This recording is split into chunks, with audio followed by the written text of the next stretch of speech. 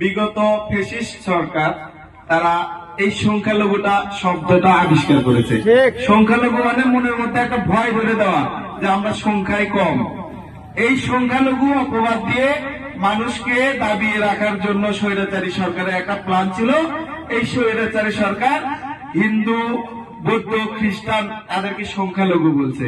কিন্তু আমাদের প্রধান বক্তা, প্রধান অতিথি জনাব হিলাল ভাই বললেন যে জিয়াউর রহমান প্রতিষ্ঠিত করেছিলেন বাংলাদেশি জাতীয়তাবাদ, অর্থাৎ বাংলাদেশের সীমানার মধ্যে যারা থাকবে তারা হলো এই দেশের নাগরিক। আমার যেমন অধিকার আছে সবার তেমন অধিকার আছে। একজন প্রধানমন্ত্রী যতটুকু ভোগ করবে একজন সাধারণ নাগরিকও সেতটুকু ভোগ করবে, মুসলমান যতটুকু হিন্দুরাও ততটুকু।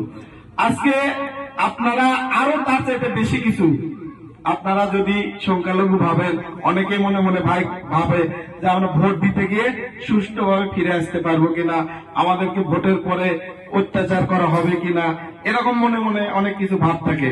আমি রাসেল আপনাদের সন্তান, আপনারা জানেন আমি ছোটবেলা থেকে আপনাদের সামনে বড় হয়েছি।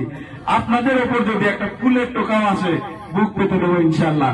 আর আপনারা জিয়াউর রহমানের বাড়ির সন্তান, আপনারা প্রধানমন্ত্রীর সন্তান। এই গাবতলীতে আমাদের প্রধানমন্ত্রীর বাড়ি আগামীতে ইনশাল্লাহ হবে।